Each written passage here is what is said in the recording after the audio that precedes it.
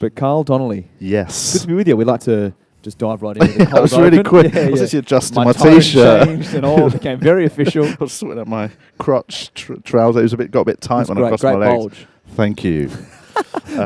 Way to start that off. Nothing with a penis compliment to start off an interview. That's how I like to do it. But good to meet you. You too. Thank you for joining today.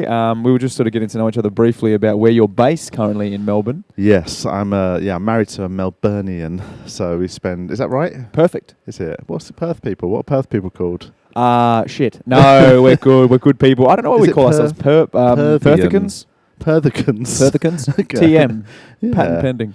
So my wife's from Melbourne, so we spend a chunk of the year there. And normally it's about 3 months. I come over and do like Melbourne Comedy Festival, a few bits either side.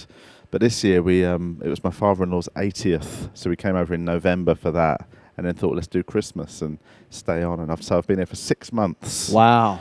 It's my first ever Australian summer, which has been quite. But I suppose it's in Melbourne. So did you get hot in Melbourne? Right, that was a really underhand way you delivered that. Well, it's Melbourne. It is Melbourne. So you're sort of like, but you're from the promised land, England. Well, I'm from London, and my family were Irish. So like, I'm not a hot climate guy. So it's been, even like Melbourne's been a bit toasty for me. Gets to 23 and you're like, oh, yeah, bit of that. That's absolutely true. That is my top level, like summer temperature 23. We got to get you in and get you out of this town. And also, I don't dress well for summer. Okay. Do you know what I mean? I'm not sort of a shorts, thongs. Yeah, I don't. That's not my. I like a long trouser. I like a shoe. I'm not a blazer, pocket square, cravat. Yeah. Full 3-piece suit all times. No, so this is me in summer wear. Like, I think it's great. No, so if it's 40 degrees, this is how I'm dressing. Well, how long have you been in Perth specifically now? I've only been here since yesterday morning. Great. So, but I've only ever been here twice before actually, and both times it's been quite brief. Quite brief. Yeah. So that's usually how people enjoy Perth. Yeah, but it's nice. At this time, though, it's weird. I've been here for, I'm going to say, 28 hours, and I feel like I've got to know the place better this time than either of my previous times. I don't know why. I think I'm on my own. I'm just mooching around, seeing what's going on. One of the great things about Perth is that you can spend an indeterminate amount of time away from the place, and you come back. There's not too much to catch up on, Carl. We've got a couple of new 7-Elevens that have popped up, and then other than that, it's business as usual. Yeah. I did find a new coffee shop that wasn't there last time I was there. Here. We go. So it'll be gone after you leave. Yeah. Don't you worry. But welcome, man. I want to take you back a little bit. Obviously, you mentioned you were born and raised in London. Yes. So, I mean, obviously, a fairly culturally comedy-heavy town. But what was your upbringing like? Were you sort of growing up with a healthy diet of the Monty Python and Great British Comedy? Yeah, not Monty Python was never really that much on my radar. Like, I mean, that weird generation of people that, by the time I was young, we were in late stage Monty Python. It would have been The Meaning of Life, that sort of film era. Like, so I grew up more on I suppose what would be the aftermath of alternative comedy. So when a lot of the old alternative comedians became a bit more mainstream, and like my heroes growing up were Vic and Bob, people like that, which I don't even know if they've ever really translated over here. A very surreal 90s comedy. Lee and Herring. There was all these weird comedy double acts that I grew up watching that were sort of a bit surreal and a bit weird. And yeah, so it was, I'd say, they were influenced by Monty Python, but then I was influenced by sort of them indirectly. Sure, it's like a trickle-down inspiration. Yeah, but then, and in stand-up terms, I was always watching, Billy Connolly was like my hero, and Dave Allen, the Irish comedian, and people like that I sort of grew up on, really.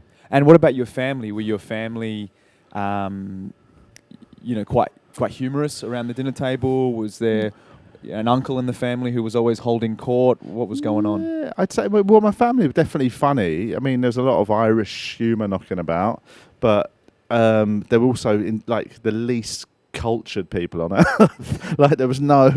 They wouldn't have had any idea. Like, when I started comedy, they just could not understand what was going on. Like, all they could think of was, well, it's not a job, is it? You know, because they're working class Irish people. Yes. So yeah, there was no understanding of comedy as a concept. You know, they were funny in and of themselves, but it wasn't like the idea of it being an actual career choice was not something that it took a while for them to understand. It took me getting on television in the UK for my dad to go sort of like, oh right, it is actually financially viable, is it? And even then he's like, it was only a 10-minute spot, wasn't it? You weren't headlining, were you? No, that's great. And was there any early career choices that you were sort of wrestling with? You might still be wrestling with after a band gig that was an option before comedy. Sorry, say that again. Like any career job, like you were sort of. What do you mean? Studying Studying anything before? Oh no, comedy? I mean, I was so bad at school. Like I wasn't academic. I hated school. I did it, and I weirdly, but I was still probably the most successful at it in all my family's history. Like my brother's dumb as a brick, you know. Like he was at the moment he got to 16, he was out working in a factory. You know, my parents very much like manual jobs. Like I was the one who hated school, but I was clever enough to get through it. And then I actually did briefly go to university, but then I quit after 2 months. But I didn't tell the university I'd quit, so I could keep getting my student loan for 1 year. So basically, it meant I could be unemployed, but getting paid my student loan, which I still had to pay back. It was not a great financial plan. No. It's a great life hack.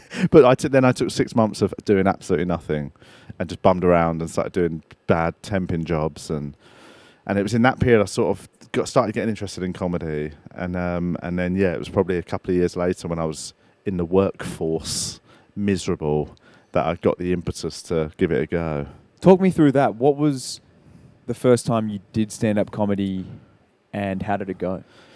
First gig I ever did. But you know, the driving force actually was I met somebody who ended up becoming my first wife.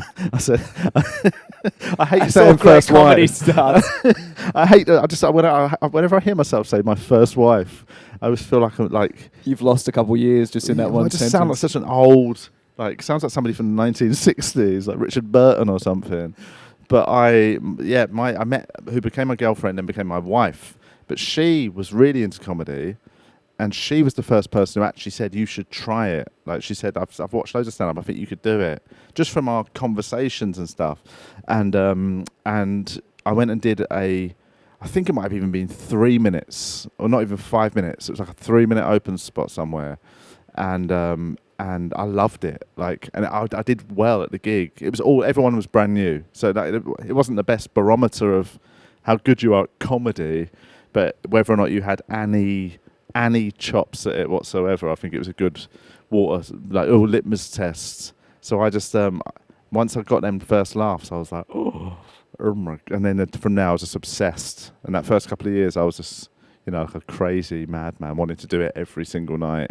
And stylistically, what were you doing up there your first few times? Were you sort of a one-liner, or were you telling stories? Definitely different to what I do now. Like, there was probably the beginnings of a style, but that thing when you're new, every joke is so short. No matter, you could be trying to tell a story, but a story that if you were telling in the pub with your mates that might be 10 minutes long, when you're a new comedian, you could tell that story in about 30 seconds because you're so scared of anything longer. You just want to get a laugh as soon as possible. And the moment you get that laugh, you move on to your next bit. So it was all very short, little observations and jokes and stories, which, I think once I started getting more comfortable and getting longer sets, that was when the story thing started coming out. And I'd say now that's pretty much what I do. Most of my set is normally based around one story, and there's little detours off it as we go. What is the London comedy scene like? Was there a big selection of open mics that you could cut your teeth in? I mean, that's the biggest thing I notice when I come here is I'm always so I can't believe how much harder it is here for new comedians in terms of just the quantity of gigs. Like London, when I started, I started in the mid-2000s, and there wasn't that many open spots trying to do it. It was before the TV boom in the UK, so stand-up was still quite underground. Like it was really big in like the late 80s and early 90s, and then there was no stand-up on television for years, And then in about 2005, 2006, there was loads of it again. But in that weird period of time, there was like no one wanted to be stand-ups because there was no stand-ups on TV. So when I started out, there was only probably about 100 open spots in the whole of London. I knew every single person trying to do comedy within about 5 gigs. But we had the pick of our gigs. You could just go and gig every night of the week if you wanted, doing little open mic gigs.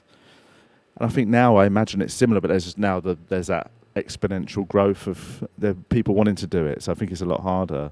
Whereas here, I think, to get the number of gigs I got in my first couple of years would take you 10 years probably. You can basically gig every night of the week in London. And with social media sort of coming in now, I mean, I don't want to sort of put too much of like a date on the period in which you were doing this, but it's like social media is now such a tool, I guess, for young comics that are up and coming. Was that something that came onto your radar later in your career? And what do you think about it now with up and coming comics feeling like they got to go viral with every new piece of material? It is what it is, isn't it? I think every generation has a thing they feel like they got to do. My generation was always, I've got to go and do a solo show at the Edinburgh Fringe. That was it. In your head, the moment you were doing your first 10-minute spots, you were like, right, I'll have to write my debut hour.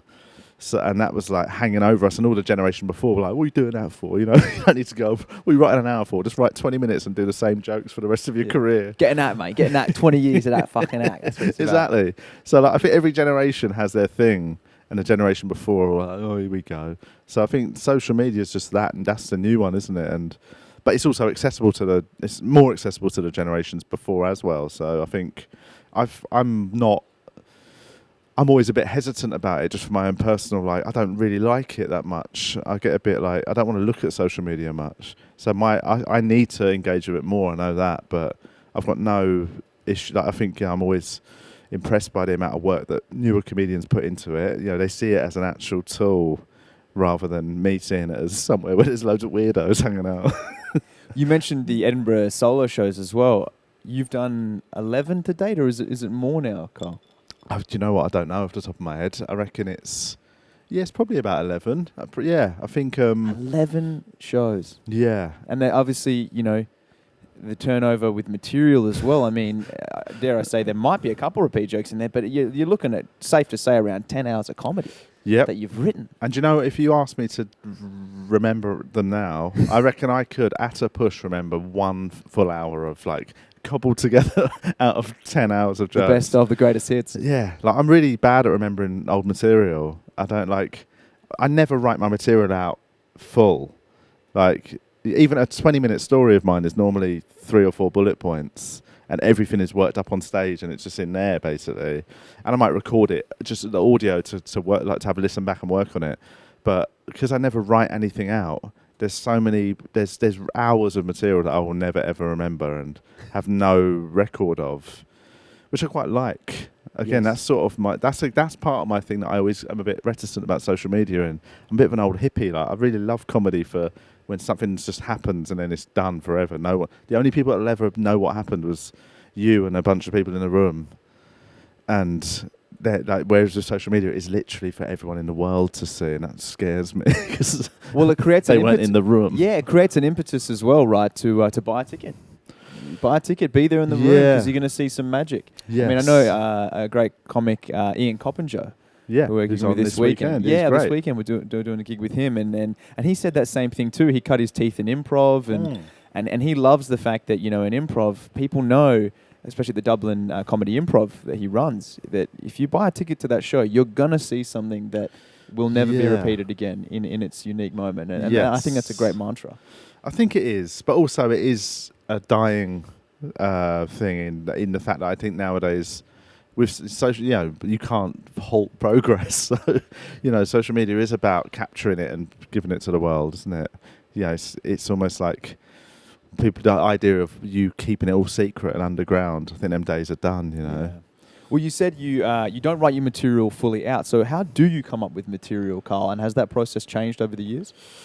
I think it gets streamlined, doesn't it? I mean, the longer you do comedy, how long have you done it? I'm only about 3 years in. Yeah, so normally your writing process when you're at early doors is much more laboured because you're still working out how you sound and how you come across, and and I think the longer you do it, the more you write totally in your voice.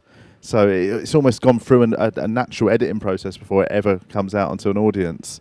Whereas I think, well, when I was new, I would just, any funny joke or idea I had, sort of, the first time I did it on stage, it was almost like that was the first version of it. Whereas I think nowadays, by the time I tell it to an audience, it's probably, it's probably gone through quite a few versions in my head. But like, I don't write it as such. I literally will write bullet points and then go to a new material gig and I just tell it as it was normally. And because it's normally based in stories, it's quite easy to tell it. I'm just telling it from memory. So this is what happened. And as I go along the way, I'll start finding little jokes to chuck in and moments to come off it and talk about something else briefly. And like, so yeah, I build them from the true story. Here's what happened. And then as I start adding the bits in, it just fills and fills and fills like that. And often like it will be, I had a routine in a couple of shows ago, and there's one similar in the new show I'm writing, where it started as like a 2-minute observational bit and it ended up being a 20-minute story. So that's how I like doing it, sort of very organically. Isn't that great how sometimes you'll start with an intention, you think this is the funny thing, and then through the process, whether it's writing or performing it, you realise that was never the thing. It's actually this sort of side branch that comes off this that's actually the nitty-gritty that you want to get to, and that ends up being the thing that works. I think that's the best thing about doing it. I think the idea that I love the idea that a joke's never finished. You know what I mean? It's something that can always change. And I very, very rarely revisit old material, especially when it's been in a show. But in this show I'm doing now, there's one bit that was a passing little thing that was like 30 seconds long 2 shows ago, and it's now become a 15-20 minute bit because it came up and I was on stage and it came into my head and I was like, oh, that fits after the thing I'm doing now, and I did it. But when I did it, I actually really leant into it and messed around, and it ended up just going really well. And suddenly I was like, oh yeah, I did that when it was just in my head at the time. I thought that was just a little throwaway line in another bit, and actually it's a funny enough bit on its own to go back into. And once I started just leaning into it at new material gigs, it just kept growing and growing and growing. Do you get better at identifying what those bits actually are that have the potential? I don't think I do. I think you're asking me if I bomb, if I've ever bombed. I'd love to say I do, but I mean, no. Again, new material always. The longer you've been doing it, again, the bits that ever go on stage are always going to be a bit better than when you're new. When you're new, you're just you're just writing so much from total scratch. And it is literally like throwing shit at a wall, isn't it? Like every new material gig you're doing this is every idea I've ever had. Whereas once you've been doing it long enough, if I'm doing a new material gig, because I don't sit and write, I'm not one of these people that gets up every morning and does my 1 hour of work on the show. I have to just go out. I just walk around and do stuff, and ideas and things will come into my head all day, and I'll note them in my phone. And then what happens is I'll put a new material gig in. And then in the day running up to it, or on the day, I go through all those notes and I put them on a bit of paper. The ones that, on re-looking at them, I'm like, yes, that has got legs. That goes there. This one, I'll be like, that is shit. That will never come out the phone. It's just that was a one and done thought. Yes. So yeah, I think my natural selection thing just gets better, and the ones that end up on that page, I'd say 80% of them will get a laugh in the room.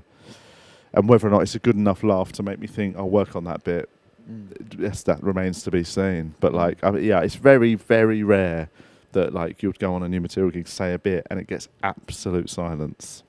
Yes. Just because your instinct for what works in your voice gets better, I think.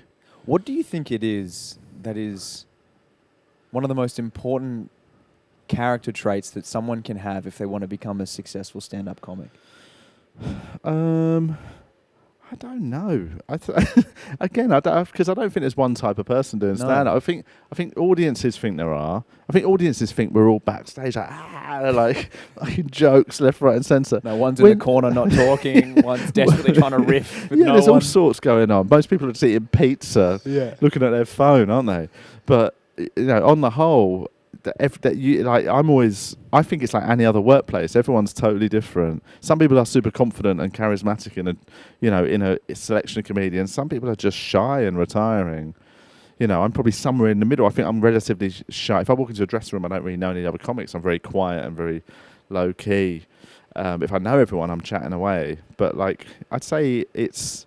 I think the good best comics you need you just need to be you have to have a self-awareness that of how you come across to people, because I think audiences have way better instincts if you're lying to them. I don't mean if what you're saying is a lie, but if you're trying to pretend you're someone you're not, or you see some guys, just they'll be trying to do self-deprecation when you can sniff that they're super confident, and you're like, this is bullshit, man. Or you can see somebody's trying to be like a high status comedian when you're like, no, you're scared shitless. Like, I can see your hand shaking, mate. You know what I mean? Audiences notice all that. So I think self-awareness is the thing that makes a comic know how to get themselves across on stage in a sort of authentic way. And acknowledging what's happening, I think that can sometimes happen too when a comic's on stage, and I guess that comes with time as well. But the ability to acknowledge what's happening in the room, how they're coming across, that can often win the room right back. You see so many new comedians just not acknowledge anything, just doing their stuff, and literally somebody could get shot in the room, and they're just like, and then I was in Subway, and like they just got no ability to come off script. Yeah. And don't get me wrong, I'm not saying everyone should be freewheeling banter, but I do think you've got to play the room. Rather than, you're not just there to say a script of words. You are there to ultimately do something that is live with those people in the room. Which often, actually, here's one thing I will say about social media and people, that's one thing I sometimes do think is a slight negative effect of social media in watching a lot of newer comics who are so desperate for like a viral clip. They're filming like every set they're doing. And often they're not playing the room; they're playing to the camera. And I've seen a lot of newer comedians trying to get like crowd work clips, but they're not that good at crowd work yet. So they're in the room; they'll be doing 10 minutes or whatever, and they'll do a few jokes, and they're funny and they're doing well. But then they'll just go into some crowd work out of the blue, and it goes absolutely nowhere because they're not really skilled at it yet. And they're doing that to try and get a clip of them doing crowd work. But what they've actually done is just sort of fuck the gig for themselves. And they've ended up having a worse set than if they'd just done funny stuff. So often I think, like, by all means film the gig looking for a clip, but don't then mess up your own gig trying to get the clip. Do you know what I mean? I think just be funny, and then a clip will come. Absolutely. You mentioned as well getting on TV, and that was a sort of turning point in which your parents sort of saw the value in your career. Yes. I mean, that getting people on TV for a lot of people, I mean, in a comedy career, it might never happen, and if it does, it's after a hell of a long time, a lot of hard work. So I wanted to know about some of your goals early on in comedy. What were some goals that you set yourself when you were in the open mics, building your way up, and what do goals look like for you today?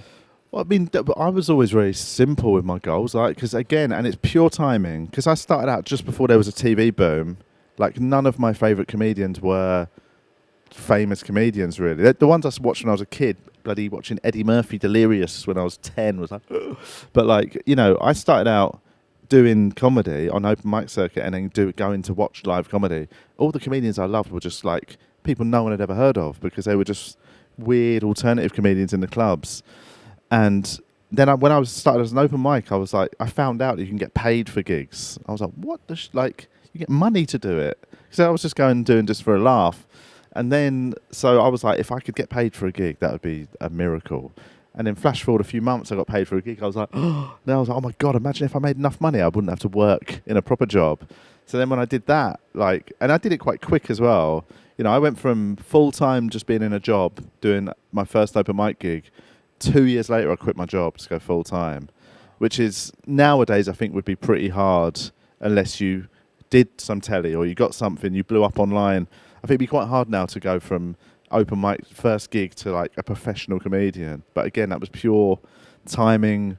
There was loads of gigs, and I'd sort of had a few little lucky breaks of certain people seeing me do. Like, basically, I got seen by one club booker, and I literally had done, I don't know, I'm going to say 50 open spots. And I got into a funny riff with somebody in the audience that went on for like 3 or 4 minutes. And it was a real, like, good, funny bit. And this promoter basically said to me, like, do you compare? And I was like, no, not really, but I probably can do. And they booked me to compare. There's like a chain of clubs in the UK at the time. And I just got thrown all this work. I was so not ready for it. But suddenly I was getting paid loads, like a lot of money for the time and for how experienced I was, just because I'd got seen just having a funny little chat with an audience member. Great. So like, yeah, so every time something like that happened, I was like, so imagine if I was doing it full time. And the moment I became a professional comedian, like that's when the TV boom happened. And then there was definitely a little part of me that was like, I wonder what it'd be like to do something on telly. But it was definitely not an ambition. Often mainly because it's not what I watch, you know what I mean? I've always been, I don't watch a lot of TV comedy. So I did get some telly. But then some of the bits I didn't particularly enjoy, and I found them quite negative experiences. Then I was more like, oh, actually no, I just want to do shows and write funny bits. And then I had some success doing solo shows at like the Fringe, and so I sort of feel like I ticked off all the bucket list things already. And then I was like, I just want to do stuff overseas. And off the back of the Fringe, I got booked to do like Melbourne Comedy Festival. I got to go to Just for Laughs in Montreal, which was, when I found out about that was definitely a bucket list thing. Yeah. So things like that, I suddenly I think I ticked them all off within about 4 years of starting stand-up. Everything I ever wanted to do. And then what are you left with? Just the simplicity of doing the thing and getting good at it. And that's genuine. I think like, I'm very simplistic in the sense of like, I just love writing new stuff and doing it and getting to travel and still somehow never having to get a job. That sort of thing is my main ambition, really. Like, and, I don't really have any ambitions. I do the odd bit of radio here and there, and like, if a bit of telly comes up, I'll do it. But it's not like, I'm not one of these people that's watching telly going, I want to be on that show. Because it's never been my ambition to do that. They've always been little added bonuses. I think that's great. I think it's a lot of the comics that I speak to and have the privilege to interview, a lot of them at a certain point either tick those boxes or they don't, but they all kind of arrive at the same place if they're still doing it and they're still enjoying it, which is just do the thing for the sake of it, get better at it, and what a fun job. But the flip side to that is because I do also think you have to do that. You have to just enjoy it for itself. Because otherwise you end up being one of them bitter old wankers. Let's just do the 20 minutes, the 20-year act, come on. Because that's the thing. I think I met so many of them early doors that I did learn, don't ever be that. Don't ever be the 50-year-old in a dressing room going like, oh, well, all they nowadays, all you got to do to be on telly is be a bloody woman or something, you know what I mean? They're just obsessed with the fact that other people are getting TV over them. And like, so I'm always like, just focus on the fact that you're doing the most fun job you could ever do. And you're getting to you're right from nothing. You write a little funny idea, and then that night you're doing it to a bunch of people, and if it works, they're laughing, and you get paid money to do that. None of that should be a job, but somehow like it is, and it's a miracle that I'm not on the dole, basically. Or we can figure that out as well on the side under the Australian government. Or am I? Yeah. Well, Carl, man, appreciate the chat. It's been good to get to know you very briefly. But while we've got you here, where can people find you on the socials? Do you have any shows or podcasts you'd like to promote? Yeah, I've got I'm doing a show at the Melbourne Comedy Festival that is currently I've sort of got it together. I'm just trying to tighten it up for the, in the final 2 weeks before it starts. But so I'm doing that for the whole month at the Comedy Festival, and I do on social media, like I'm at Carl Donnelly, so it's quite an easy one to remember. But I do a podcast in the UK called TVI. It used to be called Two Vegan Idiots, but we just shortened it because we found the word vegan was putting people off. Because we happen to both be vegan, but we're not. It never gets mentioned. Like we're not that sort of vegan. Sure, I think it's like we're sort of like not secret vegans. Like I'm very open here, but I don't talk about it. But so we decided to change the name to TVI, and it's just a very silly weekly chat. Me and my mate Julian Dean get a guest on, and we just talk absolute nonsense. Great. And it's a funny listen. So check that out. TVI and at Carl Donnelly. Carl, thanks for the chat, man. Cheers, and enjoy man. the gigs this weekend. Thank you.